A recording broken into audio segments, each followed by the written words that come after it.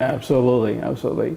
Also dovetailing on what you have been saying about how you feel about immigration and all that, and then coming back to the point of view which I had expressed a little earlier, that immigration is being used as a political football. They're just kicking around back and forth between the political parties, and they're using it as tools to be able to either fight the other party or gather more votes for their side.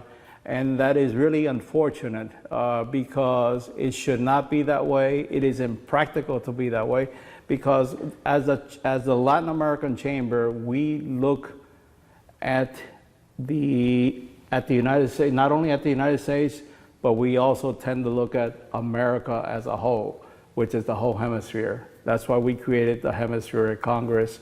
And that's why we not only try to fight for the rights and the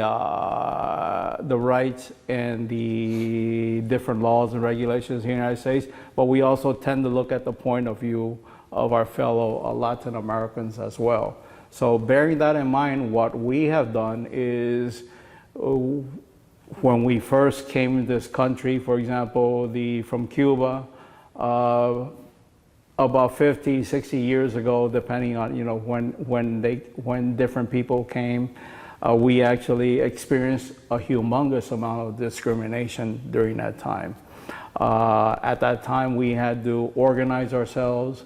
We created certain organizations which sort of like became inactive as we started winning the different civil rights battles to be able to function correctly in this country, to be able to live a better life in this country, and as business people to be able to develop your life as a business person and to function within the economy.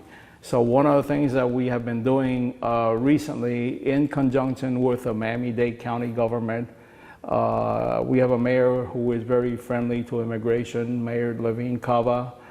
She actually worked with a lot of the social services and immigration coalition before she was mayor, before she was a commissioner, back when she was a local activist.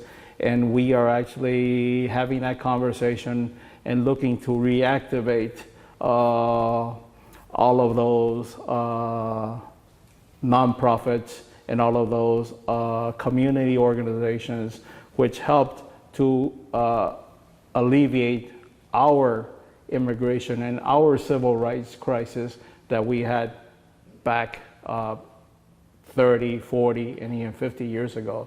So I believe that we can come together and work with your chamber, and we can actually apply some of the lessons that we have learned in the past to the present situation.